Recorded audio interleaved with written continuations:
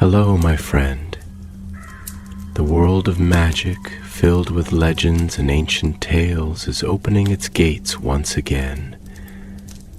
Tonight, in the Gryffindor dormitory by the crackling fireplace, I will share another story with my friends. Join us, for the magic is about to come alive. In the shadowy corners beneath Diagon Alley, deeper than vaults whispered of in bedtime tales, there lies a place even the goblins seldom speak of, past the fire-breathing dragons and the vaults that jingle with the weight of ancient gold, beneath twisting stairwells and long-forgotten passages, there exists an archive, a place of parchment and peril, where the most curious scrolls and artifacts of Gringotts' long history are sealed away. Most witches and wizards don't even know it's there, but one girl was about to find it. Her name was Cassia Bellwether, a second-year Ravenclaw with a habit for finding trouble where books lay thick and dust lay thicker. She had hair like dandelion fluff, eyes the color of stormy skies, and a way of walking that suggested she'd forgotten the world around her once she'd begun thinking, and she thought quite a lot. Cassia's parents were curse breakers, both employed by Gringotts Bank. While they dealt with enchanted vaults and long-dead wizarding traps in Egypt, Cassia was spending the summer in London under the watch of an old friend of the family, Mergen Gristlebark, a senior goblin scribe who had agreed, rather reluctantly, to let the girl study magical history in Gringotts' lower libraries while her parents were abroad. "You may look, but you do not touch," Mergen had grunted the first day, his voice gravelly as a tunnel floor. "This is not a Hogwarts classroom. These scrolls bite, or worse." Cassia nodded, not listening. She was already lost in the winding spiral staircase, her nose twitching at the scent of parchment, ink, and secrets. For a week she behaved herself, mostly. She studied goblin rebellions and ancient coinage, the spells of vault security, the architecture of subterranean banking. But one afternoon, as the lamps flickered low and Mergen dozed behind a pile of ledgers, Cassia's eye caught something peculiar behind a caged cabinet. A scroll with ink that shimmered like water and pulsed faintly as though breathing. Something about it called to her. The cabinet was locked, yes, but this was Gringotts. Everything was locked. Cassia rummaged in her satchel, pulled free a thin silver rod, her father's old vault probe, and whispered a charm she was absolutely not supposed to know. With a soft click, the cabinet door sighed open. The scroll was heavier than it looked, bound with a seal marked not in wax, but in jet black iron. She hesitated only a moment before breaking it. As the seal cracked, the ink inside the scroll shifted, forming twisting lines that swirled into an intricate map. Vaults and tunnels and forgotten chambers, winding like veins through the parchment. And then, just as she leaned closer, the ink moved. Not simply danced, it flowed. Like a serpent rising from a basket, the lines of ink lifted from the scroll and spun through the air, drawing shapes in the dim light. Doors, creatures, keys, and then, with a sudden flash of cold silver, it leapt. Acacia screamed. The scroll slipped from her hands, and the map, now glowing softly, curled into a whirlpool of shadow and light before vanishing through the cracks in the floor. Mergen woke with a snort. What in the name of goblin gold was that? I think I made a map come alive, Cassia stammered. pointing at the empty cabinet. Mergen peered down at the floor where faint glowing trails now snaked away, deep into the stone beneath them. "Oh no," he whispered. "Not that one. Not the ink map." Kasha blinked. "You knew about it?"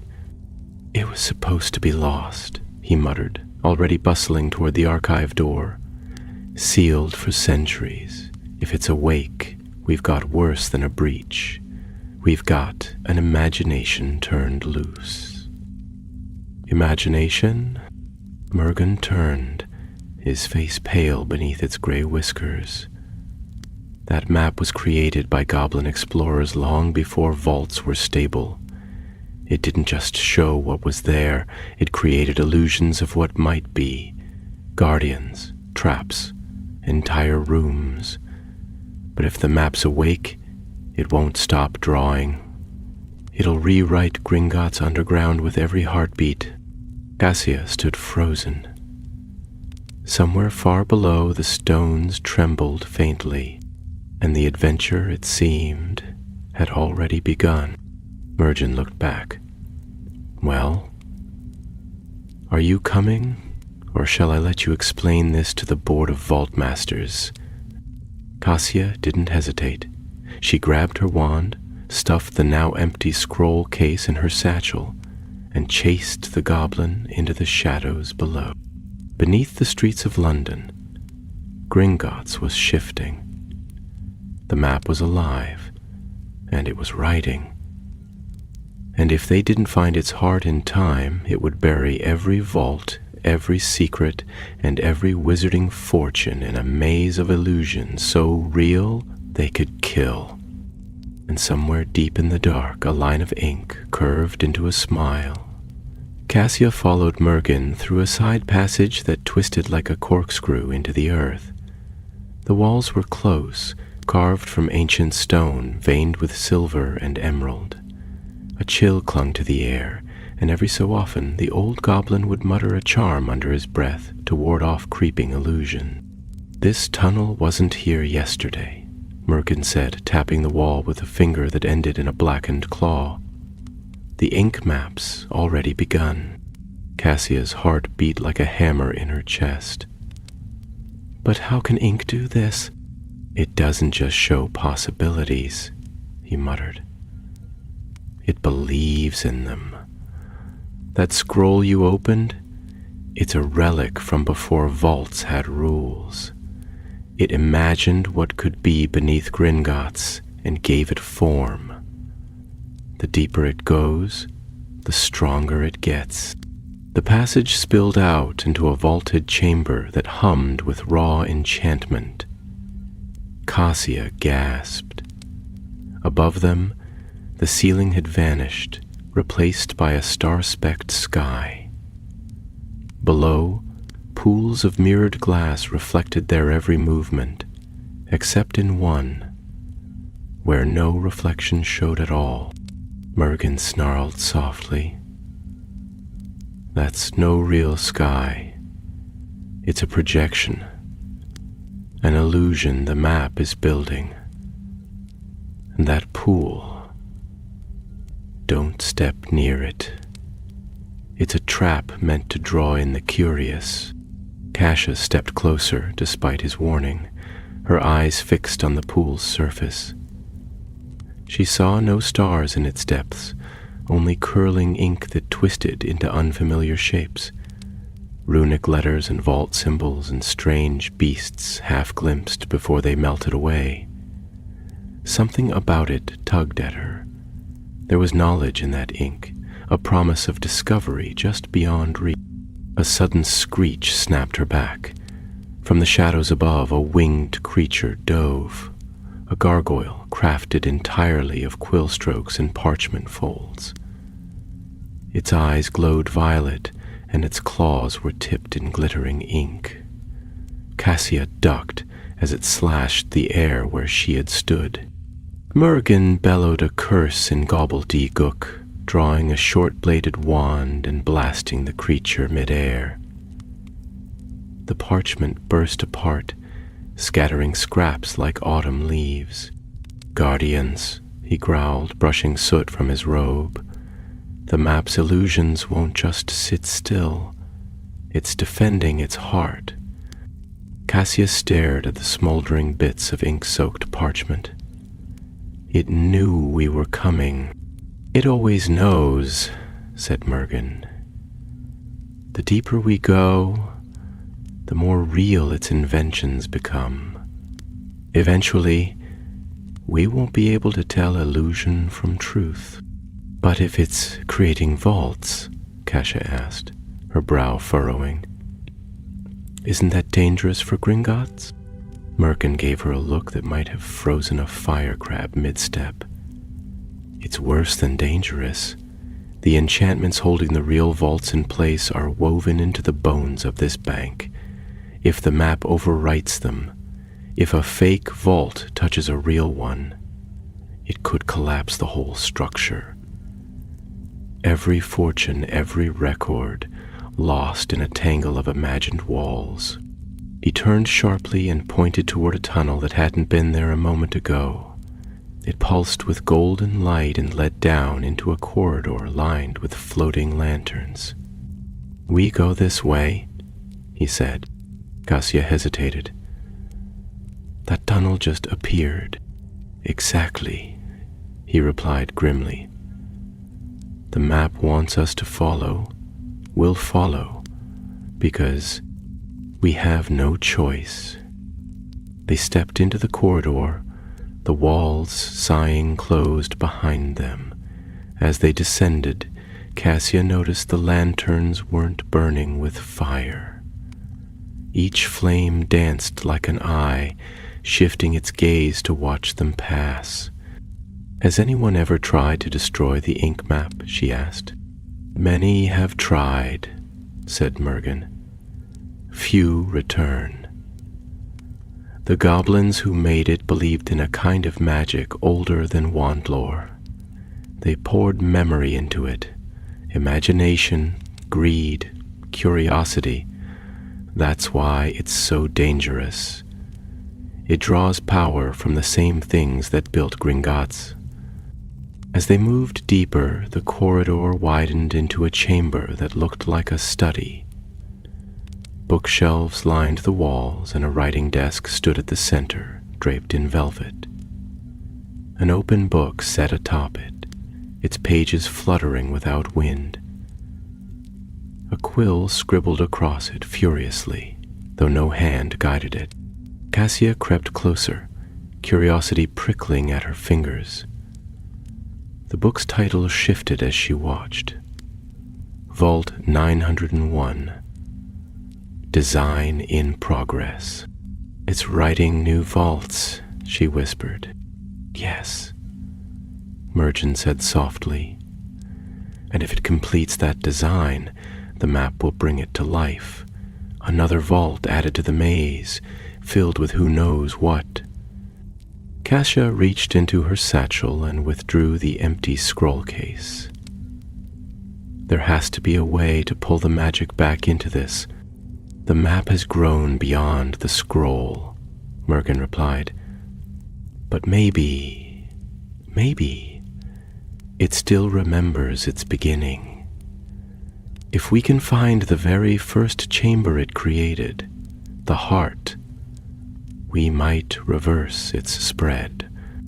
The chamber began to tremble, and the desk folded in on itself like origami. Shelves collapsed inward. The book closed with a snap, then vanished. The map was listening, and it did not like their plan. With a roar of shifting stone, the floor gave way. Cassia screamed as she fell, the darkness swallowing her whole. Mergen's shout echoed above her, followed by silence. She landed with a splash, icy water soaking her robes, her wand slipping from her grasp and spinning into the dark. Around her, ink trailed through the air like tentacles, and shapes loomed. Statues, perhaps, or creatures not yet fully formed. Cassia coughed and pulled herself to her feet, shaking. The pool beneath her shimmered with false starlight, and she realized she was standing in one of the very illusions Mergen had warned her about. But she wasn't alone. From behind a column, a soft chittering sound echoed. A small creature padded forward, sniffing the air. It had glossy fur, a twitching nose, and wide black eyes. Cassia blinked. "A niffler?" she breathed.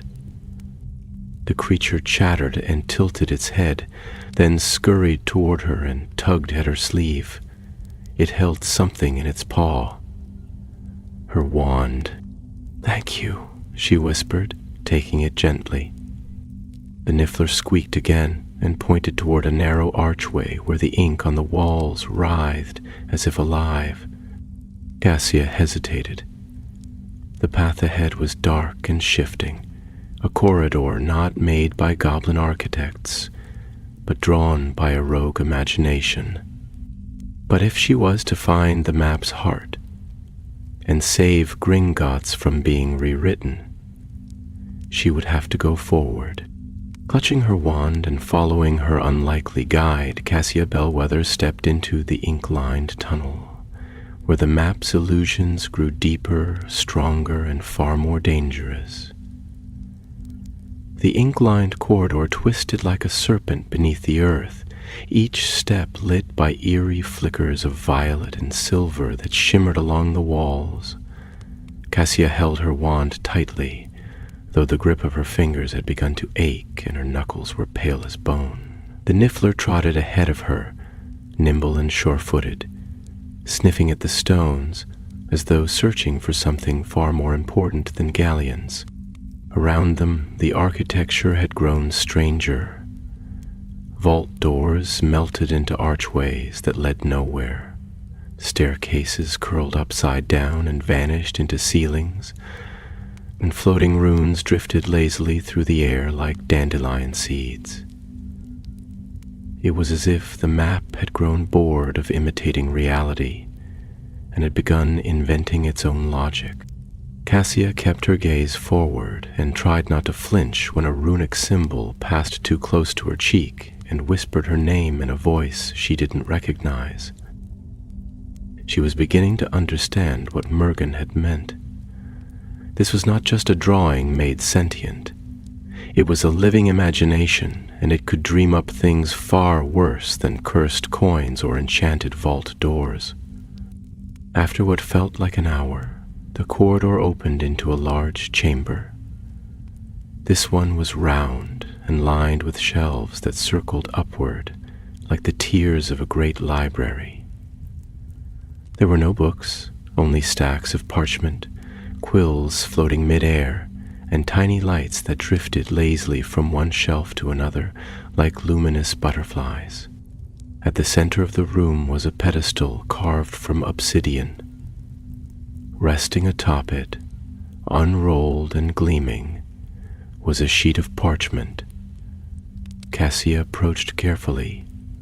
The niffler remained at the chamber's entrance, its ears twitching. The parchment bore a map, but unlike the one she had unsealed, this one was incomplete. Tunnels ended abruptly. Vaults were drawn only halfway. Some paths were marked with strange symbols she did not recognize. Sharp, spidery glyphs, etched in gold and shifting slightly when she tried to focus on them. She reached toward it, fingers trembling. The moment her fingertips brushed the edge of the parchment, the entire chamber darkened. The floating lights blinked out, and a low groan echoed from deep within the walls. The glyphs on the map flared red and spun across the parchment as though panicking. The ground shuddered beneath her. Something was coming. She snatched her hand back and drew her wand, just as a section of the wall opposite her cracked open like a mouth. A creature stepped through, impossibly tall, made of shadows and glimmering strokes of silver ink. Its face was a blank mask save for two eyes like dripping pools of ink, and its limbs were too long, too fluid, as though it had been sketched rather than born. Cassia's voice caught in her throat. This was not illusion, not entirely. The map had drawn a guardian, and it had poured fear into its shape. The creature raised a hand, and runes peeled off the chamber's walls, spinning through the air and forming a cage of light around the pedestal. The map. It was guarding the incomplete copy. Perhaps it was a backup or a blueprint of what the living scroll was building. Cassia whispered, "Protego," and a weak shield shimmered before her. The creature struck, its arm slicing through the air like a blade of smoke. The shield shattered, and Cassia was thrown backward into a shelf, scrolls tumbling around her. She gasped, winded, and tried to rise. The Niffler darted forward and leapt between her and the Guardian, chittering fiercely. The shadow being paused, cocking its head, and for a moment Cassia thought it might strike the creature down. Then the Niffler reached into its pouch and withdrew something. An old battered coin, charmed to glow when held by the honest-hearted. Her father had given it to her before he left for Egypt. The light flared from the coin, pure and golden, striking the Guardian square in the chest. It recoiled, staggering back, the ink that formed its body writhing violently. Cassia scrambled to her feet, grasped the coin, and held it forward like a lantern. "Back!" she shouted. "You were drawn, but you're not real. You only live because the map believes you should." The creature snarled, a sound that scraped against her ears like quills on glass. It lunged once more, but this time Cassia was ready. Lumos Maxima. A blinding burst of light erupted from her wand tip, engulfing the Guardian. It howled, its form unraveling in streaks of ink that twisted through the air and splattered against the walls like spilled paint. Within seconds it was gone. Breathing heavily, Cassia approached the pedestal.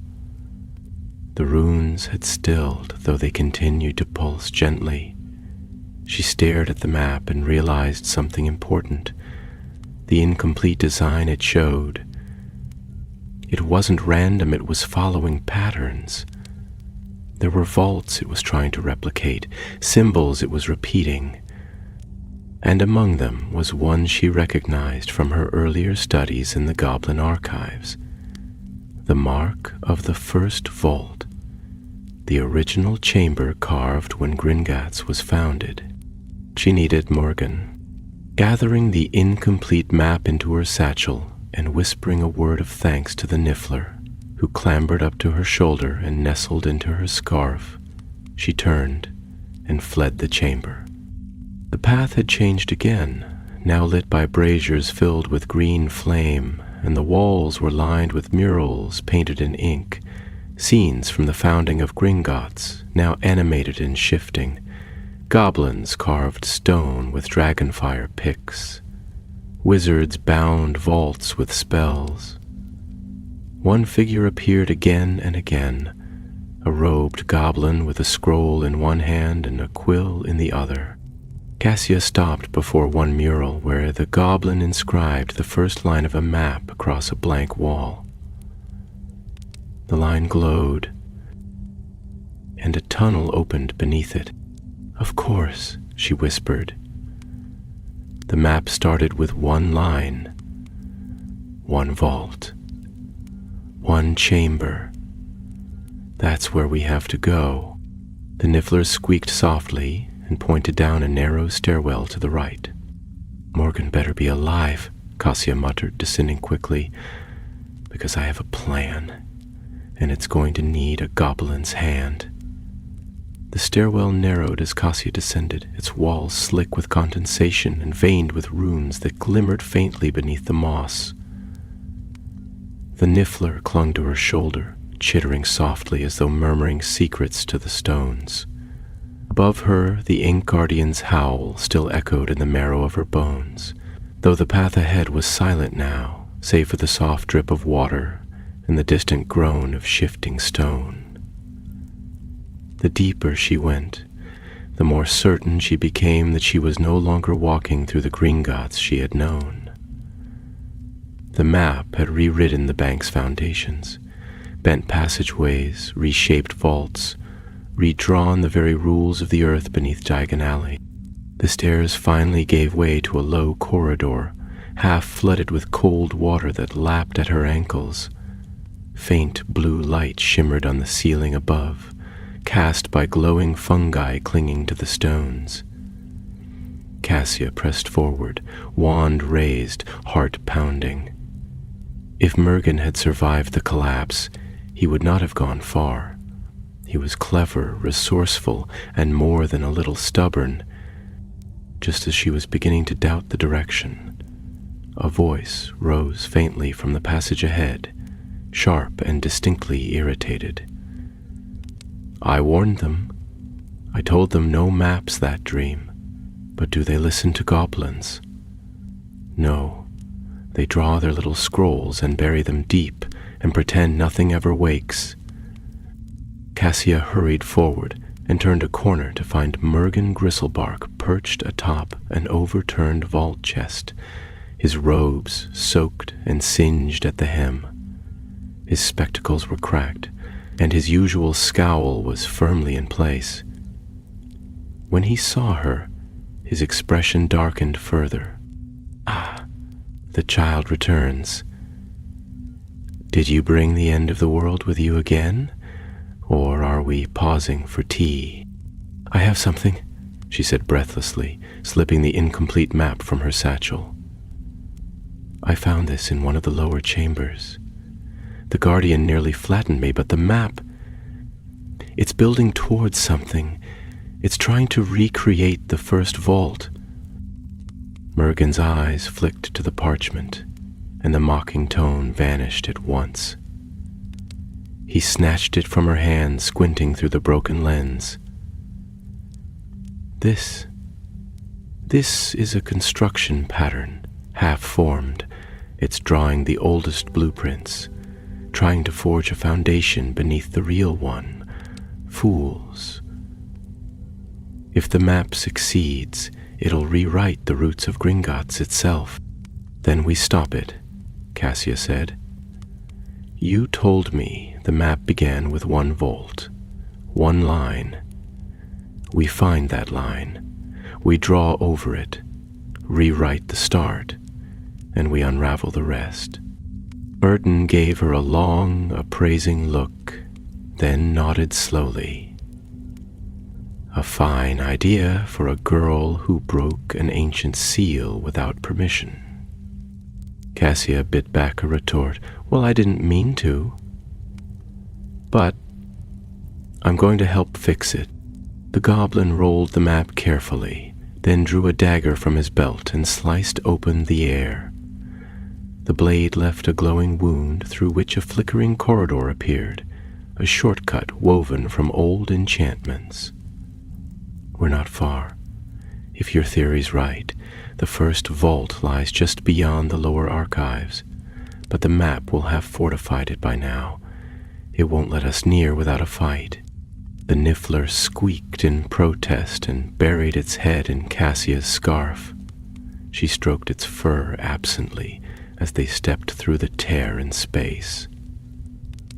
The corridor beyond was thick with ink mist, cloying and heavy, clinging to their robes and skin like cobwebs. Shapes moved within it, half-formed figures and flickers of rooms not quite real. Their memories, Mergen muttered, fragments the maps pulled from the vault's history. Some of them may try to speak. Don't answer. Cassia nodded, keeping her wand lit and her steps steady. She could feel the air thickening as they neared the heart of the disturbance. The illusions grew stronger here. She passed a chamber that looked like the Bellwether family vault, complete with her father's enchanted satchel hanging on the wall, except that it shimmered when she blinked and disappeared when she turned back. Another vault showed her childhood bedroom at Hogwarts, but the window looked out on a stormy sea rather than the lake. At last the corridor opened into a massive rotunda. The walls were inscribed with ancient goblin script, and at the center stood a dais of polished obsidian, atop which a single line of ink still gleamed, neither faded nor smudged by time. "The first stroke," Mergen whispered, reverently now. "That line began it all. The map was born here. Every illusion, every vault, every corridor. It traces back to this." Cassia stepped forward, her wand raised, but the air shivered with tension, and suddenly the rotunda was filled with light and motion. Figures emerged from the walls. Goblins, witches, dragons, all painted in ink, yet alive with fire. They circled the room like memories brought to life, their eyes glowing, their forms shifting with the pulse of the map. A voice echoed across the chamber, deep and fluid, as though spoken through quill and parchment. "Why do you come to unmake what was drawn?" Cassia swallowed hard. "Because the map is out of control. It's going to destroy Gringotts. If we let it keep riding, it won't stop until the vaults collapse, and no one will be able to tell real from imagined." The figures hissed and shimmered. The voice responded, quieter now.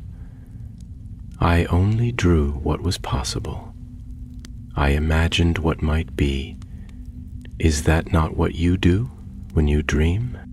"But dreams don't belong beneath a bank," Mergen snapped, stepping beside her.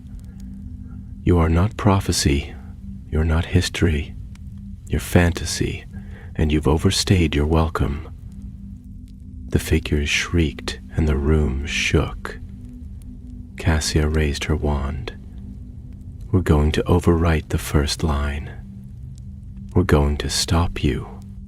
The voice laughed, soft, sad, and terribly old. "Then come. Show me if you can still hold a quill steady while the ink runs wild." As the rotunda darkened and the ink around the dais began to swirl like a storm, Cassia lifted the incomplete map and laid it against the ancient line. Her fingers trembled. Her heart thudded like a drum. But she held fast, and then she began to draw. Cassia's hand moved slowly, wand tip trembling as it traced the ancient line with the fresh ink from the incomplete scroll. The moment the two touched, a hiss like steam rose from the stone and the ink flared, bright as molten gold. Her magic met the map's will, and the floor beneath her feet pulsed with resistance. It was not like casting a spell. It was like wrestling with a living memory. The air grew thicker, pressing in against her lungs as the illusion swirled around the dais, faster and faster.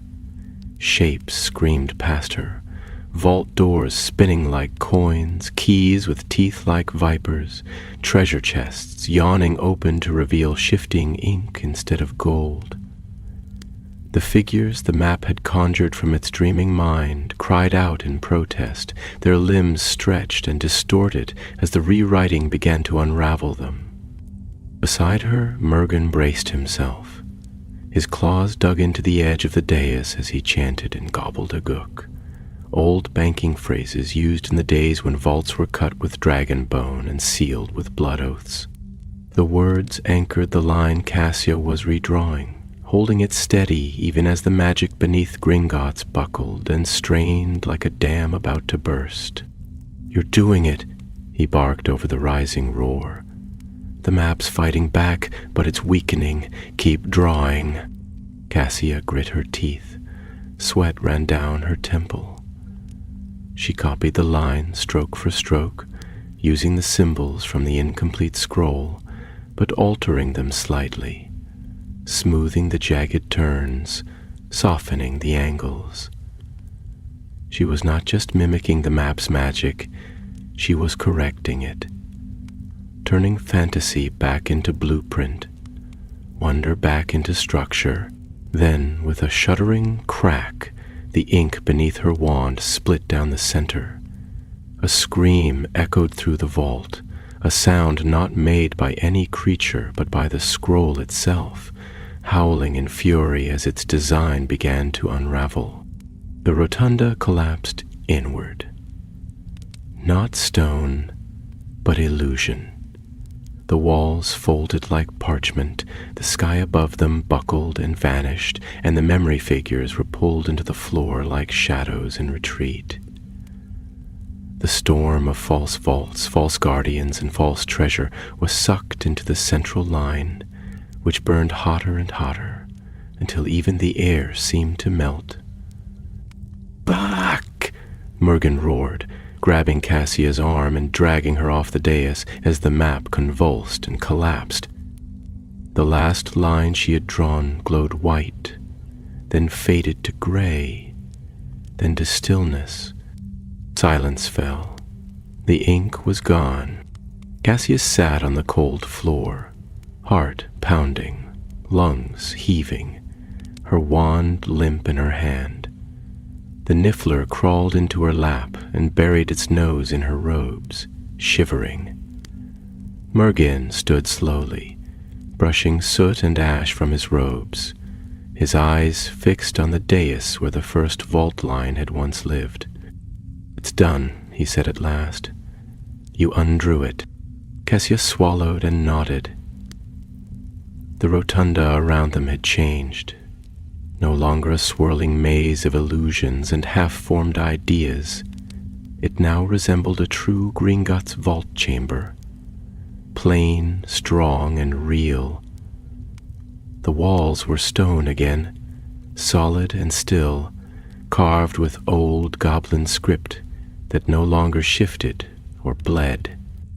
"You rewrote the map's beginning," Mergen continued, quieter now. "The magic was bound to that first stroke. Without it, the map has nothing to draw from. It can't write what never began." Cassia looked down at her hands, still stained with ink. "But what happens to the rest of it? The vaults it created, the illusions, they'll fade. Some quickly, some slowly. They were never truly real. The bank will reset itself. The deeper charms are still intact. We were lucky. If you'd hesitated, we'd be buried beneath vaults, drawn by dreams." They left the chamber in silence, stepping carefully through the tunnels that now seemed calmer, as though a fever had broken. The ink mist had lifted, revealing old stonework and proper vault numbers once more. The enchantments in the walls hummed with familiar strength rather than uncertain magic. By the time they returned to the upper archives, the lanterns had stopped flickering, and the shelves no longer drifted. Everything had returned to its rightful place. The cursed scroll, now nothing more than a blank sheet, was locked away behind 6 seals and placed inside an iron chest bound in enchanted chains. Mergen muttered a locking charm so ancient Cassia could barely make out the words. "No one's opening that again," he said firmly. Cassia sat on a worn bench, the niffler asleep in her lap, and let her shoulders slump. "I didn't mean to cause so much trouble." Mergen gave her a sidelong glance. "No, but you also solved it, which is more than most curse breakers twice your age could have managed."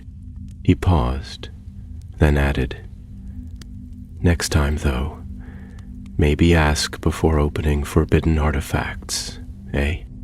Cassia managed a tired grin. "I'll think about it," he snorted. Ravenclaws.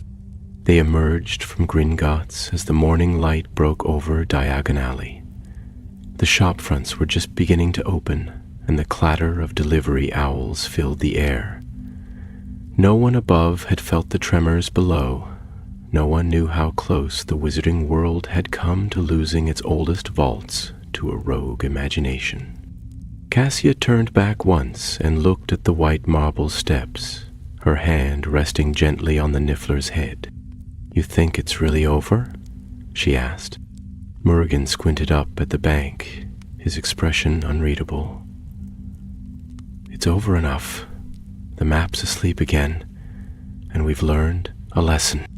Cassia nodded, though a small part of her, the curious part, the questioning part, wondered what else had been hidden in the vaults, waiting for someone foolish or brave enough to find it. As they walked into the morning light, Mergen muttered almost to himself, "Maps are dangerous things, especially the ones that don't know they're maps." Cassia didn't answer. She just kept walking, ink-stained fingers wrapped around her wand, already wondering what stories still lay unwritten in the deep places of the wizarding world. The following week at Gringotts was one of quiet repairs and louder whispers. No official announcements were made, of course. Goblins were not in the habit of explaining incidents that might cast doubt upon the security of their vaults, but changes rippled through the deepest chambers like a subtle tide. Curse breakers were recalled from distant tombs. Wards were reinforced in vaults older than the ministry itself. And down in the restricted archive, a whole wing of ancient scrolls was sealed, with chains marked in runes even Cassia could not decipher. Mergen returned to his desk with more gray in his beard and a new iron-bound ledger titled Inadvisable Magical Inventions, Volume 3. Cassia noticed that her name had been scratched faintly into the margin, just beneath a diagram of a self-warming cauldron that had once exploded in the middle of a financial audit. Cassia, meanwhile, spent her remaining days at Gringotts in quieter corners of the archive. She no longer crept into sealed cabinets or followed ink trails through half-seen passages. Still, her curiosity did not vanish. It only grew wiser. She began compiling her own notes, carefully, cautiously, on maps and scrolls and illusions given form. She titled the journal Possibilities, and though she never spoke of it aloud, she kept it close. One crisp morning, as the last week of summer began to slip into autumn, Mergen summoned her to his office. It was stacked, as always, with precarious piles of records and ledgers, but now a single object stood alone on the desk. A thick, leather-bound case with silver clasps and a goblin-sealed lock. "Her parents are due back from Alexandria by week's end," he said, without looking up from a parchment he was inspecting through his cracked lens. "I've arranged for you to return to Hogwarts by the express on the 1st. Thought you might want to take something back with you." He gestured to the case. Cassia stepped forward, curious. "What is it?" "Vault cartography tools," Mergen replied shortly. "The proper kind. Non-sentient. Doesn't breathe. No dreams. Goblin certified." She blinked, lifting the lid to reveal a velvet-lined interior filled with instruments she recognized from her studies. Ink compasses that measured ley line strength, quills designed to trace magical infrastructure, folding maps that responded to coded phrases. There was even a small, rune-marked lens for detecting magical tampering, and a brass pointer that aligned with known wardstones. She looked up, astonished. "You're giving these to me?" I'm lending them, he corrected with a grunt, on the condition that you use them to record things properly. You've got talent, girl, and after what you managed down there, well, it'd be a waste to let it rust. Cassia ran a finger over the quills. Thank you. Virgin gave her a sideways glance. Just promise me you won't go waking any more maps. I promise, she said, solemnly, though a flicker of mischief danced behind her eyes. Later that evening, as the goblin vaults fell into their nightly silence and the torches burned low on their brackets, Cassia sat at one of the smaller study tables, parchment unrolled before her, quill in hand. She wasn't drawing anything dangerous, not this time, but she was tracing the outlines of what she remembered from the ink map's illusions. Not to replicate them, but to understand them, to see what lay beneath the layers of dreaming. The Niffler, now named Smudge on account of his tendency to roll in ink blots, curled beside her parchment, snoring gently. She worked slowly, patiently, pausing often to reference the symbols she'd found in the incomplete scroll. Many were still mysteries, but one pattern kept repeating, a shape like a key wrapped in a spiral. It had appeared near the end of the map's final design, in the vault nearest the imagined first chamber. Cassia tapped the parchment thoughtfully. She hadn't seen that vault in the real Gringotts, nor was it listed in any index, which meant one of two things. Either it had never existed, or the map had glimpsed something hidden even the goblins didn't know was there. She made a note in her journal, then leaned back in her chair. Hogwarts was only days away.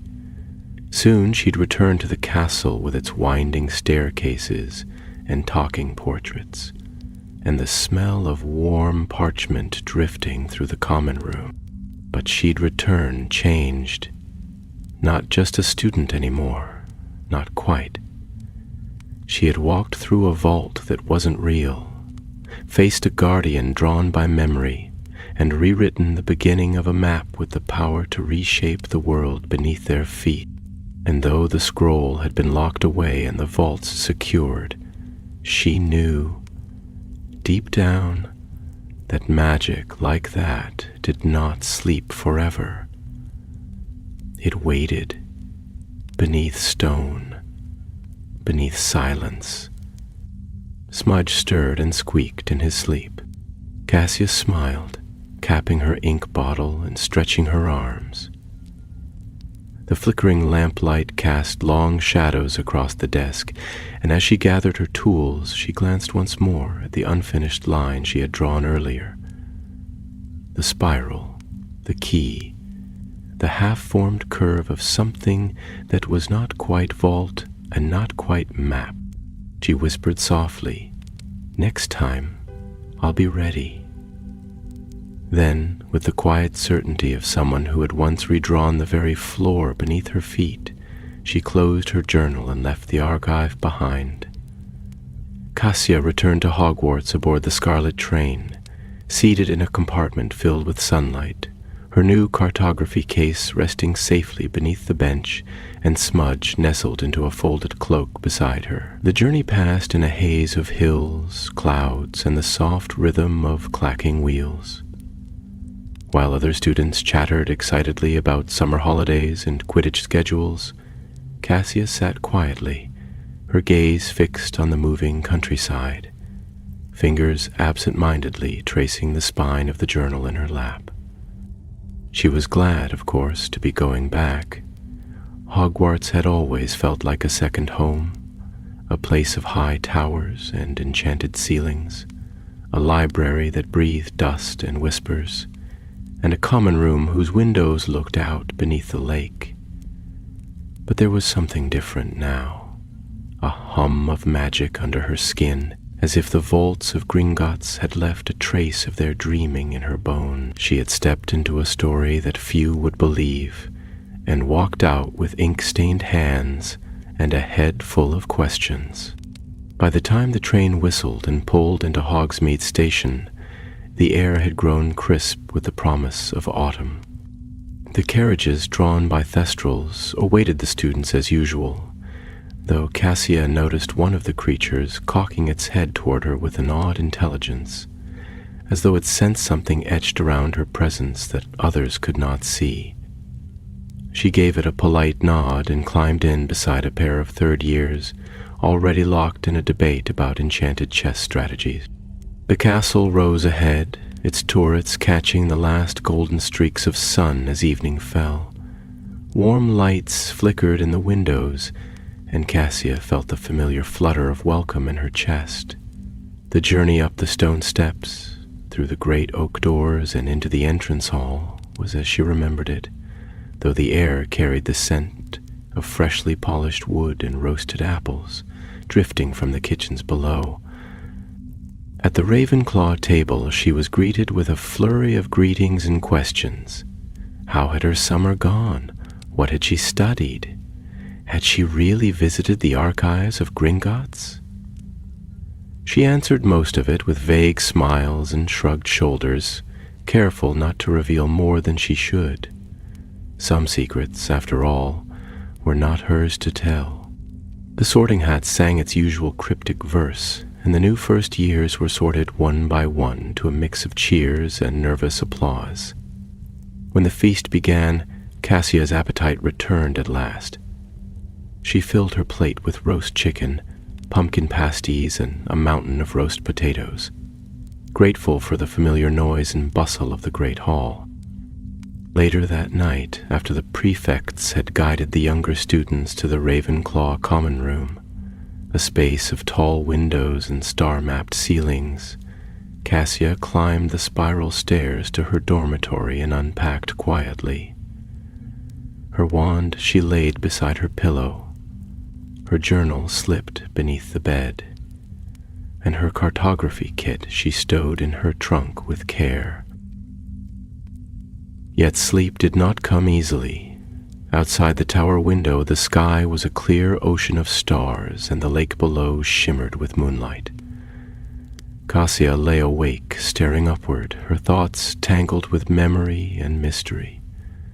She could still see the Ink Guardian's face, blank and dripping shadow, and hear the sigh of the scroll as it folded in upon itself, defeated but not destroyed. At some point in the early hours, she slipped out of bed, careful not to wake the others, and padded barefoot down the cool stone steps. The common room was quiet, lit only by the soft glow of a charmed globe that orbited the central statue of Rowena Ravenclaw. She crossed to the bookshelf beneath the window, pulled a blank roll of parchment, and unfastened her case. With slow, deliberate care, she began to draw. Not a vault or a map this time, but the creature she had faced, the chamber it had guarded, the incomplete scroll that had burned its memory into her thoughts. Her lines were steady, her ink measured, and as the drawing took shape, a sense of calm settled over her. When she was finished, she rolled the parchment, sealed it with wax, and tucked it into her journal. There it would stay, not as a warning, but as a record. A testimony that magic, when left untended, could become something stranger and far more powerful than intended. In the weeks that followed, Cassia returned to her studies with renewed focus. Ancient runes came easier now, and her essays in arithmancy were more precise, as though some deeper current of logic had begun to pulse beneath her thoughts. Her professors noted the change, particularly Professor Vector, who invited her to join an advanced study group working on magical architecture theory. Still, between lessons and library hours, Cassia often returned to her journal, sketching ideas, cataloging glyphs, testing spells for safe cartographic enchantment. Smudge kept close, occasionally tugging parchment off the desk or dozing on unfinished diagrams. The other students thought it charming, assuming the Niffler a rescued pet or a mischievous mascot. None of them knew the truth of what had stirred beneath the marble halls of Gringotts. None of them knew what had been almost written. It was in early October, as the leaves turned copper and the wind began to whisper through the trees of the forbidden forest, that Cassia found the first sign something had followed her. The Ravenclaw common room was quiet that night, the fireplace crackling gently and casting flickering shadows across the high ceiling. Most students had gone to bed, and only a few seventh years lingered by the windows, murmuring over a particularly complex transfiguration theory. Cassia sat in her usual spot beneath the tall bookcase, her journal open beside her, and a thin parchment spread across her lap. Smudge was curled at her feet, snoring softly, one paw resting protectively over a stolen quill. She was working on a puzzle she had discovered in a book about ancient vault design, an encryption pattern meant to mask vault entrances beneath layers of illusory space. It had been a passing mention in a chapter footnote, barely half a paragraph, but something about it had caught her attention. The description matched too closely with what she had seen in the ink map's illusions: false stairwells, concealed vault doors, geometry that bent the eye and confused the step. She had been tracing a series of runes into a grid when the parchment beneath her quill suddenly shifted. It was not a trick of the eye. The ink moved, just a tremble at first, a barely perceptible ripple like breath beneath a bedsheet, but then a definite curling, as though the symbols themselves had grown uneasy. Cassia froze. The fireplace crackled again. The wind sighed through the tower. No other movement stirred the room. Slowly she pressed the flat of her palm against the parchment. The runes were warm to the touch. Without lifting her hand, she whispered, "Finite incantatum." The glow faded, but the ink still trembled faintly. Heart thudding, she rolled the parchment, sealed it, and slid it into the bottom of her case. If she had been unsure before, she was not now. The map was gone, sealed behind goblin enchantments and ancient vault wards. But something had remained, a thread of its magic perhaps, or a memory buried in the tools she had used. Or maybe the map had never truly needed the scroll at all. She spent the next several days combing the library for references to animated ink, enchanted blueprints, or spells that could embed magical residue in non-sentient objects. Most led nowhere. Textbooks were careful not to dwell on unstable enchantments, but she found mention in a dusty corner of the restricted section, hidden beneath a false label, of a phenomenon called arcane echoing. It was rare, dangerous, and entirely real. When a spell of great complexity or ambition was cast, especially one meant to create or design something new, it could sometimes leave behind an echo, not a copy, not a spirit, but a trace of intent. This echo, if not properly sealed, could embed itself in nearby magical objects, lying dormant until the right pattern or word called it back. The scroll had been full of intent, so had the vault, and the map. The map had rewritten reality. She turned the page, scanning the list of symptoms. Shifting ink, quills, moving without touch, recurring symbols that did not match the caster's knowledge. All had happened. Cassia closed the book gently and replaced it on the shelf. As she stepped back into the corridor, the castle seemed unusually quiet, the torches flickering with a faint green tinge. She told herself it was only her imagination. She had defeated the scroll's magic, She had sealed the chamber. She had overridden the first line, and yet, as she passed a window that looked out over the black lake, she saw something shimmer in the glass. A faint drawing, barely visible, curling along the edge of the pane. A line of ink, delicate and deliberate, forming a spiral around a symbol she had come to know too well. The spiral. The key. The vault that never was. She stared at it for a long moment, her breath fogging the cold glass, then turned away and walked quickly back to the common room. That night, she did not sleep. Instead, she laid out her cartographer's tools, lit a candle, and began sketching everything she could remember from the echo. Every symbol, every curve, every flicker of movement. She charted them one by one, cross-referenced them with her journal, and then began the most dangerous task of all. She started looking for where the patterns led. They were not random. They never had been. They were instructions. The vault that the map had tried to build, the final chamber it had almost completed before she had stopped it. It had not been an illusion. It had been a blueprint. Cassia's ink flowed faster now, the lines pouring from her wand in perfect arcs. Her eyes burned from the candlelight, and Smudge shifted restlessly in his sleep. The map had imagined a vault, so secret even the goblins didn't know of it.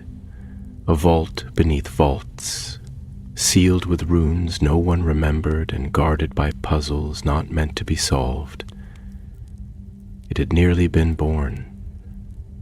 And now, through echoes and fragments and traces left behind, it was trying to be born again. She drew the last symbol, a spiral wrapped in flame. And somewhere far beneath the castle, though no one in Hogwarts would hear it, something stirred in the deep stone, as if a line of ink had just been drawn. By the end of the week, Cassia could no longer deny what the ink was trying to show her. The symbols weren't just repeating themselves. They were assembling, line by line, into a structure. Not just a map, but a spell that required form, direction, and will to be completed. And it wanted her to finish it. She kept her drawings locked in a charmed case beneath her bed, accessible only by her wand and a whispered sequence of runes that even the most curious roommate couldn't guess.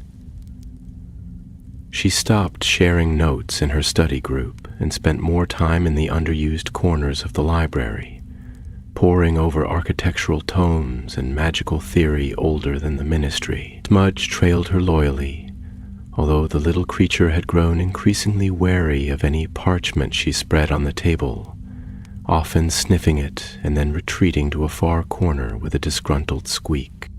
On the night before Halloween, Cassia found herself once more in the library's restricted section, a single lantern glowing softly beside her. The other students were up in the great hall, decorating floating pumpkins and preparing for the feast, but Cassia had not felt hungry in days. Not since she had matched the last curve of the spiral to a symbol from the early Gringotts vault schematics, one that denoted hidden chambers, deliberately removed from public record. She opened the volume she'd uncovered, a dusty grimoire on enchanted construction, and turned to the marked page. There, beneath a diagram of intersecting ley lines and protective enchantments, was a passage in faded ink. When the vault is imagined, it must be sealed not with stone or lock, but with intent. That which is dreamed into form can only be undone by the same dreaming force. Thus, should a vault be designed by spell alone, it cannot be opened by key or spell or even by goblin hand. It must be believed into being and feared into silence. Cassia closed the book slowly, her heart thudding. The vault had never been meant to hold treasure. It had been meant to hold an idea, something that should not exist, protected not by dragons or charms, but by uncertainty. A vault that no one could open because no one could be certain it was real. But she had seen it. She had touched its shape through the scroll, and now the echo of its blueprint was moving again. She left the library with her mind whirling, lanterns swinging at her side. The corridors were empty, quiet save for the occasional whisper of a ghost passing through the wall. She took the long route back to Ravenclaw Tower, hoping the cold air would calm her thoughts. But as she reached the 7th floor corridor, she stopped, short. The wall ahead, bare stone by day, was glowing faintly. Not a full light, just a sheen like a shimmer left by a warming charm. And on the surface, for a moment, was the outline of a door. A simple arch, no handles, no hinges, drawn in fine, dark ink. Then it vanished. Cassia stepped forward, pressing her hand to the stone. It was cool, solid, unremarkable. No enchantment she could detect. No crevice or seam, just wall. And yet she knew with the same certainty she had felt when facing the living scroll in the vault, that something waited beyond it. She ran back to her dormitory, heart hammering. In the common room, the fire had burned low, and only the stars gleamed through the arched windows. She hurried to her trunk, opened the charmed case, and spread the journal pages on the rug. There were 31 in total, each a fragment of the pattern. She arranged them quickly, cross-referencing lines, adjusting curves, drawing connections. At the center of the pattern, a symbol formed, one she had not seen until the drawings were complete. It was not a goblin mark, nor was it any known rune. It was a door, but not an ordinary door. It had no keyhole, no knob. It was simply a frame, drawn with infinite precision, within which sat a blank space shaped like a vault. She stared at it, lips dry, her breath caught in her chest. This was not part of the original scroll. This had been drawn after, a new vault, or a memory of one, or something the map had started to imagine before she had sealed it. She whispered, "It's still building." Smudge squeaked and backed away from the parchment. Cassia turned to the case and retrieved one of the vault compasses, an ancient goblin tool designed to detect residual enchantments. She held it over the parchment and watched the needle spin wildly before locking onto the central symbol. Then, slowly, it shifted in her hand, turning toward the window, toward the 7th floor corridor she had just left. The compass was pointing at the stone wall, but the inked door that had vanished. She stood there for a long time, clutching the tool, watching the needle tremble and quiver. Whatever magic had taken root in Gringotts had followed her, or more likely, it had never truly left. The map had not needed the scroll. It had simply needed someone to remember. And she had. Cassia packed the pages back into the journal, sealed it with wax, and pressed her hand against the cover. Her fingers trembled, but her eyes did not waver. The vault wanted to be found. Its echo called to her through stone and ink, dreams and parchment. She would not let it grow in secret. She would follow it, carefully, deliberately, and with every ounce of wisdom she had learned from the near disaster beneath Gringotts. But this time she would not face it alone. The following morning the sun rose behind a veil of mist, casting a pale, silvery light across the grounds of Hogwarts. The castle stirred slowly, the echo of distant bells marking the first classes of the day.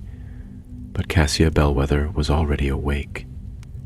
She had barely slept, her thoughts still tangled around inked doors and vanished vaults, her dreams a blur of swirling glyphs and parchment that pulsed like a living thing. She stood by the window, dressed and ready long before the corridors began to fill with the usual shuffle of students and the creak of ancient staircases. Smudge nestled in her satchel, his beady eyes half closed, though he gave an occasional disgruntled twitch whenever her movements jostled him. Cassia had made a decision in the soft hours between candlelight and dawn. She needed help, not a teacher. Not yet. The professors, brilliant though they were, had never walked through collapsing vaults, or faced guardians made of shadow and script. They would raise wards, summon alarms, and likely lock the corridor down before any proper investigation could begin. She couldn't risk losing access to the door, not until she understood what it was trying to do. So she chose someone else.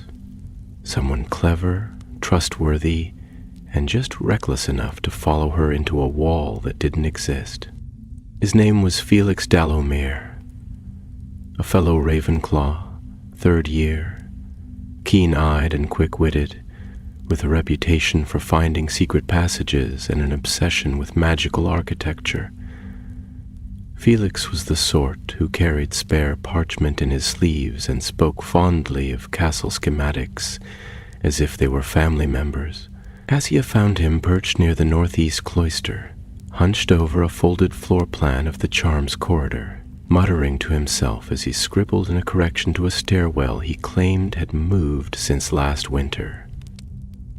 "Felix," she said quietly, crouching beside him, "I need you to see something." He looked up, adjusting his spectacles, which had been enchanted to magnify runes but left everything else slightly blurred. "Cassia Bellwether, come to confess that the Ravenclaw bath is actually built over a water divining circle and not a plumbing charm, as you claimed last term?" "No," she said, lips twitching despite herself. "Something else. Something real, but you'll need to keep your mouth shut and your wand ready." He blinked, straightened, and folded the floor plan with the reverence of a priest closing a book of prayers. "I'm listening." She led him to the 7th floor corridor just after lunch, timing it carefully so that most students were either outside or in their common rooms. The hallway was quiet, lined with empty suits of armor, and an old portrait of a wizard in moth-eaten robes snoring in a wingback chair. Cassia stopped before the stone wall where she'd seen the shimmer the night before. "It was here," she whispered. "Last night, a door drawn in ink, just for a moment." Felix frowned and drew his wand. He tapped the stones lightly, muttering under his breath, "There's something here, weak but not gone, not quite like a concealment charm, more like an echo, residual enchantment, very old." He turned to her, his tone sharpening. "Cassia, what are we looking for?" She didn't answer at first. Instead, she stepped forward and pressed her palm flat against the wall. Nothing. Then, slowly, something shifted.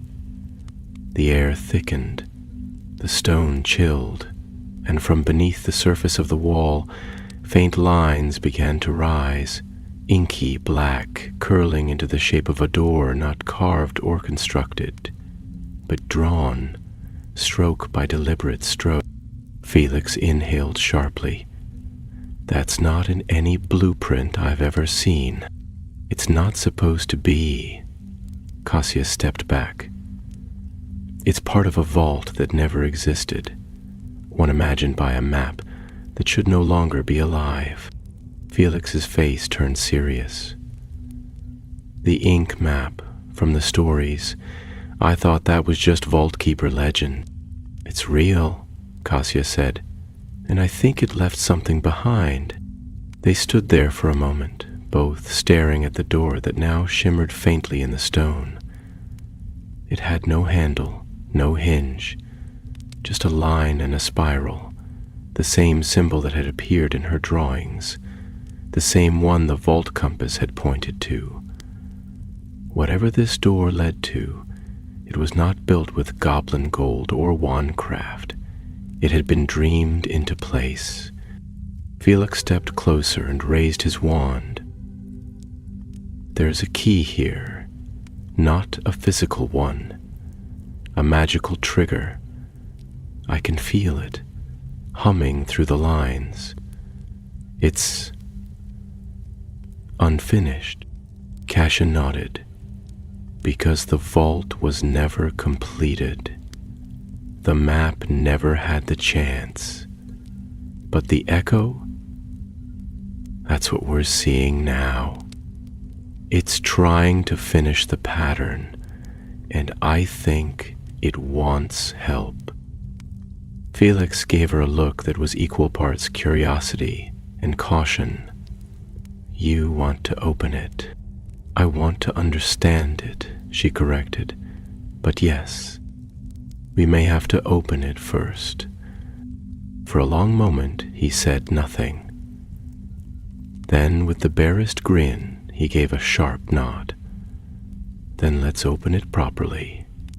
They returned to the library that evening with a pile of books on illusion-based architecture and vault enchantments. By candlelight, they cross-referenced Cassia's journal with the oldest recorded vault designs, hunting for any fragment that might resemble the spiral key symbol. Smudge remained under the table, twitching in his sleep, and once flung a bottle of ink across the room with a kick of his hind leg. It took them 3 hours to find the clue, buried in a tome older than the castle itself. It wasn't a vault record at all. It was a field report from a goblin expedition that mentioned a chamber found beneath the original Gringotts site, unmapped, unsealed, and gone by the time they tried to return. The name scratched in the margin made Cassia's blood freeze. The Hollow Vault. No key, no owner, no entrance, but belief. She looked at Felix, who had gone pale. It wasn't a dream, she whispered. The map wasn't just imagining, it was remembering. Over the next few days, Cassia and Felix worked in near secrecy. Between lessons, they tucked themselves into forgotten alcoves of the library and pored over their findings, translating goblin field reports and deciphering fragments of runes from forgotten spells of concealment. They spoke in hushed tones, too cautious to trust even the whispers of the castle itself, for it was becoming clear that the Hollow Vault, if it truly existed, had been buried for good reason. Felix, ever methodical, began assembling a spell frame, a theoretical sequence of charms and intent-layering enchantments that, when cast in the proper sequence, could coax a hidden structure back into alignment with the physical world.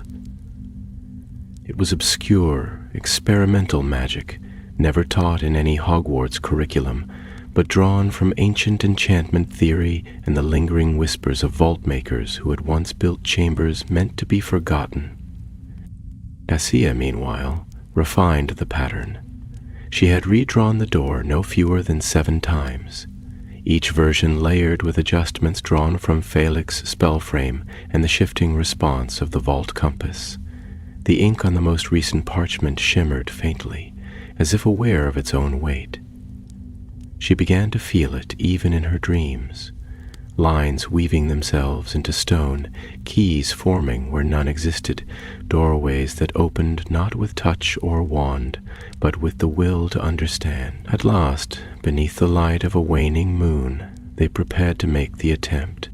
It was a Sunday night, the castle subdued, its halls empty but for the occasional flicker of a ghost's passing. Cassia and Felix slipped from the Ravenclaw common room just after midnight, moving silently beneath the cover of an invisibility charm that Felix had spent the better part of a week perfecting. Smudge, too twitchy to leave behind, nestled inside Cassia's cloak, with only the tip of his snout poking out. They reached the 7th floor corridor without incident. The wall awaited them, quiet and still, though Cassia swore she could feel a presence beneath the stone, watchful, waiting, familiar. The air shimmered faintly as they approached, and the inked outline of the door emerged once more. Felix knelt, laid out the components of the spell frame, and took a steadying breath. We only get one chance. If the pattern resists or the spell misaligns, it could vanish permanently, or worse, rewrite the space around it again. Cassia nodded and lifted her wand. Together they began the incantation. It was not a loud spell, not a grand explosion or a burst of fire. It was quiet, almost reverent, like the opening of a locked drawer or the breath before a secret is spoken. Their wands moved in tandem, drawing sigils in the air that glowed softly before sinking into the stone. The door pulsed, not visually, not even with sound, but Cassia felt it, like a heartbeat through ink. The lines thickened, deepened, became real. Then the center of the arch, once empty, rippled like water touched by wind. A single rune appeared. Cassia recognized it instantly. The spiral and the flame. The vault's name. Felix exhaled slowly. It's asking. She stepped forward, her voice steady. I believe you exist. The rune flared, and the door slid open without a sound. Beyond lay a chamber of pure shadow. Not darkness exactly, but a place where light did not behave as it should. The walls were smooth and seamless, the floor a slate gray marked with faint threads of ink-like veins in marble. The air was thick with enchantment, old and powerful and unfinished. Cassia stepped through, followed closely by Felix. Smudge, for once, made no sound at all. The door sealed behind them. Inside, the hollow vault pulsed with strange life. At the center of the room stood a pedestal of stone, atop which rested a scroll. Not the scroll.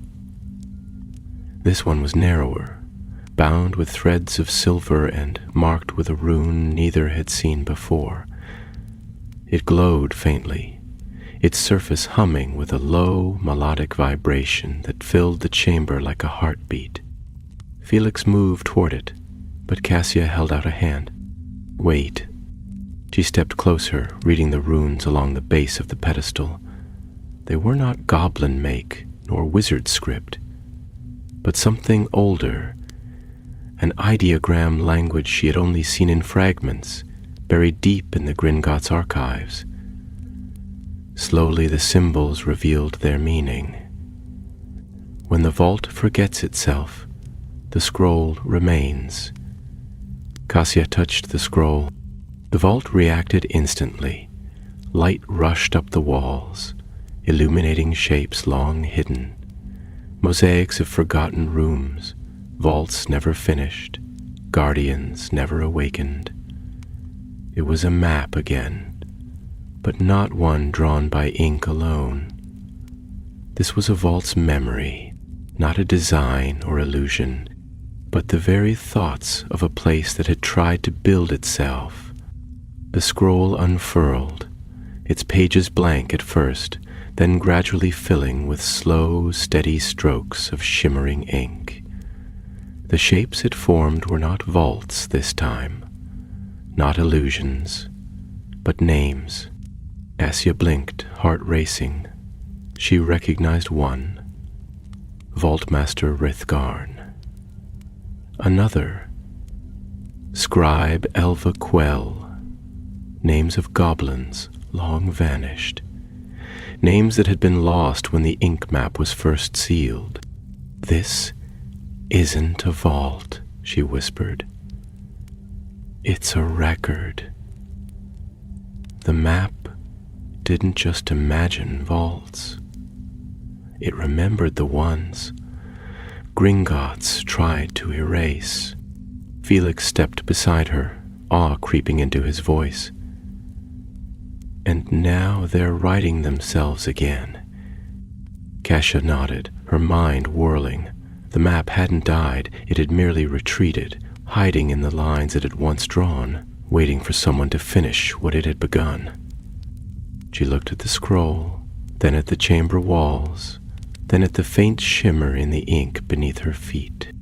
"The map isn't gone," she said.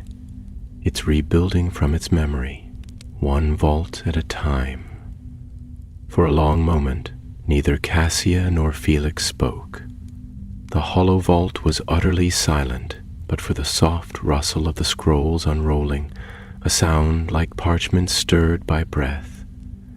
The ink continued to write itself, line by deliberate line, filling the pages not with maps or diagrams, but with a litany of names, vault numbers, enchantment markers, and fragments of vault lore lost to history. It was as though the map, even in its severed form, had clung to memory like ivy on old stone.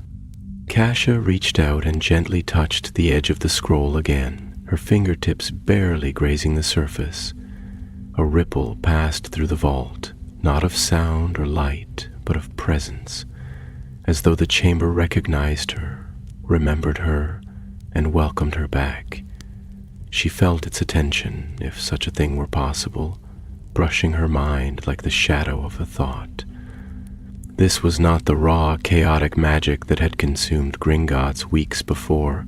This was quieter, older, focused. Felix bent low beside the pedestal, inspecting the runes with reverent care. "I think this vault was meant to be a ledger," he said softly. "A memory vault. Not for gold or treasure, but for secrets too dangerous to be stored anywhere else. Not just hidden, forgotten. Buried by the very institution that built it." Cassia nodded slowly. The ink map didn't create from nothing. It built from what was erased. This is where it kept them. All the vaults the goblins never spoke of. All the vaults Gringotts once chose to forget. A long silence followed. Then Cassia straightened and stepped away from the pedestal. "We have to seal it again." Felix looked up in surprise. "What? Why?" "Because it's unfinished," she replied, eyes fixed on the walls where the ghostly mosaics still shimmered. "It's only writing now, but if left unchecked, it'll try to rebuild what it remembers.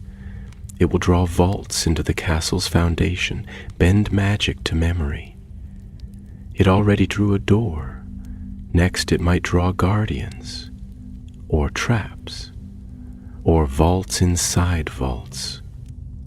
He stared at her. "But this is knowledge, history. We can't just hide it." "I'm not hiding it," Cassia said, her voice steady. "I'm protecting it. And everyone else." She turned back to the pedestal. The scroll had slowed its movement, as though aware of her decision. Cassia withdrew her wand and took a deep breath. Then she began to write. not with ink, but with intent. She whispered a sealing charm, not a standard locking spell, but something older, something she had learned from the broken runes carved deep beneath Gringotts. A language of vault makers, a language the map would understand. Line by line, she drew a circle around the scroll, not to destroy it, but to contain it. Felix joined her, weaving the edges with stabilizing glyphs, binding the memory to stillness. The scroll stopped moving. The ink froze mid-light. Then, with a soft shiver, the pedestal lowered into the floor, and the walls dimmed until only faint outlines remained. The vault went quiet once more. Cassia stepped back, chest heaving, wand trembling slightly in her fingers. Felix offered her a silent nod of approval. Together they turned to the door, still faintly drawn upon the stone, and raised their wands once more. This time, they sealed it with both word and will. The shimmer faded. The ink receded. The door was gone. They left the 7th floor corridor in silence, moving like shadows through the castle's sleeping halls. When they reached Ravenclaw Tower, the door admitted them with a riddle Cassia barely heard. Her mind was still in the vault, among the names and runes and echoes of forgotten magic. The common room was dark and quiet, the fire low, the stars beyond the arched windows blurred by a drifting fog. Cassia sat for a long while beneath Rowena Ravenclaw's statue, staring into the flames, her thoughts as tangled as the lines of the unfinished scroll. Felix sank into the chair beside her. So, what now? We'll leave it be, she said softly. For now. And if it wakes again? Cassia looked at him. Her eyes were tired, but her voice was certain. Then we'll be ready. Smudge, roused by their return, clambered up into her lap and curled into a ball, letting out a faint snuffling sigh. Cassia stroked his fur absently, gaze drifting toward the tower window where the clouds parted just enough to show the moon. She knew the map wasn't truly gone. It was memory and magic and possibility, and such things did not simply vanish. But now it was sealed in a vault of its own design, locked with a truth the map had never imagined. That someone could care more for what must not be remembered than for what could be dreamed. She would not speak of it again, not to her professors, nor her parents, nor even to the goblins who still worked beneath Diagon Alley's marble halls. She would carry the story with her, woven into her notes and tucked between pages of old textbooks, waiting in case the vault ever stirred again. And somewhere far beneath the earth, where stone pressed against silence and forgotten ink slumbered in hidden parchment, the hollow vault dreamed still, but no longer alone.